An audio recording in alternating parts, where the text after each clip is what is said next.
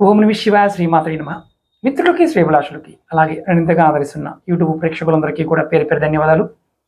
మిత్రులారా, మీ అందరికీ పరాదేవత ఎల్లవేళలా మీతో ఉండి మీ మనోవాంఛ నెరవేర్చాలని మనస్ఫూర్తిగా కోరుకుంటున్నాను. ఈరోజు మనం కాలంలో మనం చేసే కొన్ని తప్పులు వాటి వల్ల మహాపాపాలుగా మారతాయి. ఈ మహాపాపాలు మనం ఈ కలికాలంలో ఇప్పటికిప్పుడే మనం వాటిని అనుభవించవలసి ఉంటుంది. కొన్ని సందర్భాల్లో వృత్తిపరంగా, వ్యాపారపరంగా, కుటుంబపరంగా అబద్ధాలు ఆడవలసి ఉంటుంది. అవి కూడా పాపం కిందకే వస్తాయి. శాస్త్రం ఏం చెప్పిందంటే, మనం ప్రాయశ్చిత్తాన్ని మించిన గొప్ప విషయం ఇంకొకటి లేదు. అంటే తప్పు చేసినప్పుడు మీరు ఎప్పుడైనా సరే భగవంతుడికి చెప్పండి, నేను ఈ కార్యం, నేను ఈ పని కోసం నేను ఈ అబద్ధం ఆడాను, ఈ తప్పు చేశాను అని మీ ఇష్టదైవానికి, కులదైవానికి నివేదన చేయండి. ప్రతిరోజు కూడా మీరు చేయవలసింది ఉదయము సాయంత్రం 2 పూట్ల కూడా ఈ విధంగా చేయాలి. ఇది మొట్టమొదటి పాయింట్. రెండోది ఏంటంటే, మీరు జీవిత కాలంలో ఎప్పుడైనా సరే పవిత్రమైన గంగా నది స్నానం చేయండి. దానివల్ల కూడా మహాపాపాలు తొలుగుతాయి. మరి మాకు వెళ్ళటం కుదరదు గురువుగారు, మరి ఏం చేయాలి? అలాంటప్పుడు మీరు గంగా నది నీటి ద్వారా రోజు స్నానం చేసే నీళ్ళలో ఒక మూత నీళ్లు పోసుకొని గంగాదేవిని తలుచుకొని స్నానం చేయండి. పాపంలో ఒక 50% అన్నా మీకు తగ్గుతుంది. మూడవది ఏంటంటే, మీరు ఉదయము సాయంత్రము స్నానం ఖచ్చితంగా చేయండి.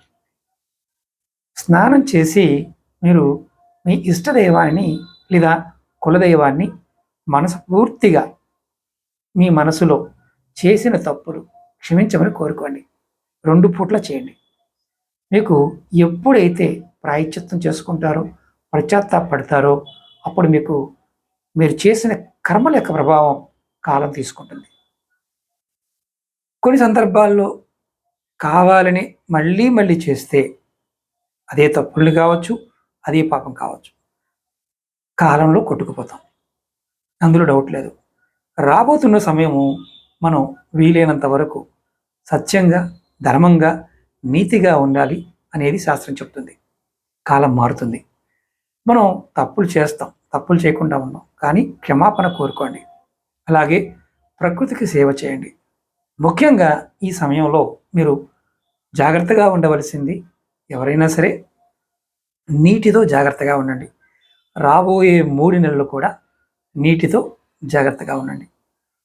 అలాగే జనసందోహాలు ఎక్కువగా ఉండే ప్రదేశాలకి, విహారాలకి వెళ్ళకండి. ఇప్పుడు ఈ సమయం నుండి మీకు సెప్టెంబర్ 15 వరకు, మళ్ళీ చంద్రగ్రహణం వచ్చే వరకు కూడా నీటి ద్వారా ప్రమాదాలు ఉంటాయి. కాబట్టి జాగ్రత్త. అలాగే మీ అందరికీ నా విన్నపం ఏంటంటే, ఎవరైనా సరే తప్పులు చేసి ఆ తప్పుల నుండి తప్పించుకోవాలి అని ప్రయత్నం చేస్తే ఆ తప్పులు మళ్ళీ పెరుగుతాయి. తప్పుని ఒకవేళ తెలియక చేస్తే భగవంతుణ్ణి క్షమించమని కోరుకోండి. అలాగే మీరు ఇంకొకటి, మానసికంగా బాగోని సమయం కాబట్టి ఎదుటివారిని నోటుకొచ్చినట్టుగా మాట్లాడటం, నోటుకొచ్చినట్టుగా తిట్టడం చేస్తే ఆ తప్పు కూడా మీకు పెద్ద గుదిబండలాగా అయ్యి మిమ్మల్ని ముందు ముందు జీవితంలో చాలా ఇబ్బంది కలిగిస్తుంది. కాబట్టి వీలైనంత వరకు జనాలని తిట్టకుండా ఉండడానికి ప్రయత్నించేయండి. ఇది పాపం కిందకే వస్తుంది. అలాగే ధనం విషయంలో కూడా అప్పులు తీసుకొని మనం చాలామంది ఎగ్గొడుతూ ఉంటారు.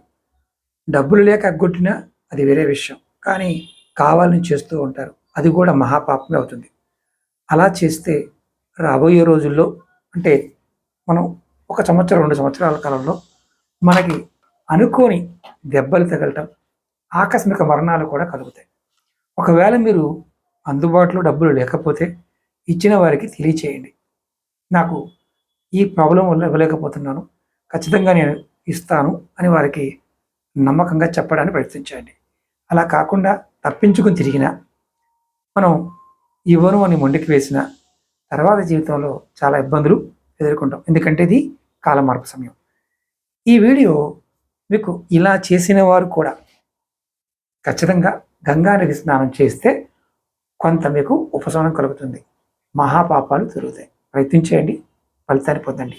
అలాగే మీకు ఈ వీడియో నచ్చినట్లయితే లైక్ చేయండి, ఛానల్ని కొత్తగా చూసే మిత్రులు సబ్స్క్రైబ్ చేసుకొని పక్కనే ఉన్న గంట సింబల్ని యాక్టివేట్ చేసుకొని 10 మంది మిత్రులకి ఈ వీడియోని షేర్ చేయండి.